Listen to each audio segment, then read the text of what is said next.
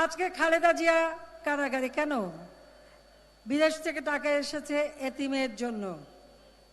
সেই এতিমের টাকা এতিমের হাতে আর যায় নাই, সব নিজেরা পকেটস্থ করেছে। ভারতে পালিয়ে যাওয়া সাবেক প্রধানমন্ত্রী শেখ হাসিনা ফের নেতাকর্মীদের সংঘবদ্ধ হয়ে মাঠে নামতে নির্দেশ দিচ্ছেন। এমনকি উস্কানি দিয়ে বলছেন, মাঠে নামার সময় এক গ্রুপ সামনে আরেক গ্রুপ পেছনে থাকবা। সামনের গ্রুপ আক্রান্ত হলে পেছনের গ্রুপকে হামলা চালাতে হবে। কেউ হামলা করতে এলে তাদের চরম শিক্ষা দেওয়ার কথা বলেছেন। বুধবার ফাঁস হওয়া একটি ফোনালাপে আওয়ামী লীগের কেন্দ্রীয় কার্যালয় যে কোনো মূল্যে উদ্ধারের জন্য এরকম নির্দেশ দেন শেখ হাসিনা। দিল্লিতে বসে টেলিফোনে যুবলীগের প্রেসিডিয়াম সদস্য এবং ভোলা ৩ আসনের সাবেক সংসদ সদস্য বিদেশে পলাতক নুরুন নবী চৌধুরী শাওনকে তিনি এই নির্দেশনা দেন। এখন থেকে যখনই নামবা অন্তত বড় আকারে নামবা, আর একটা গ্রুপ আলাদা রাখবা, কেউ যদি মারতে আসে শিক্ষা দিয়ে দেবা। জি আপা, এদের পরে ইনশাল্লাহ আমরা কথা বলছি। আমরা ওই যে আমাদের যারা মাথা রেখে দিব।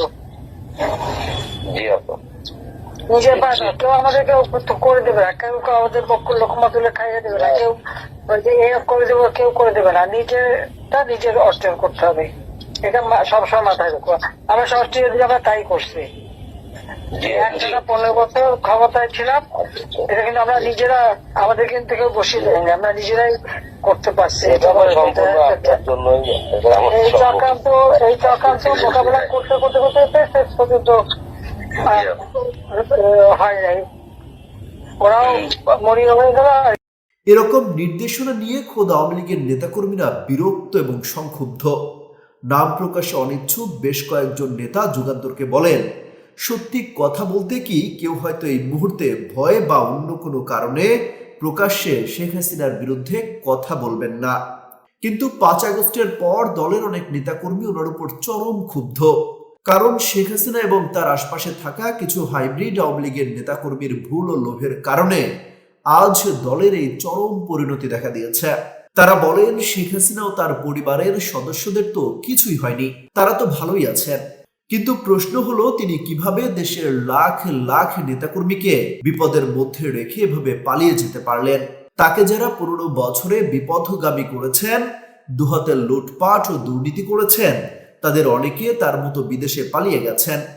অথচ খেসারত দিতে হচ্ছে সাধারণ নেতাকর্মীদের। ফলে তার মতো পলাতক নেত্রীর কথায় কেউ আর মাঠে নামবে না, বরং ভবিষ্যতে আওয়ামী লীগ করবো কিনা এবং করলে কিভাবে, কাদের নেতৃত্বে কোন আওয়ামী লীগ আমরা করবো, সেটি এখন প্রধান বিবেচ্য বিষয় বলেও মন্তব্য করেন তারা।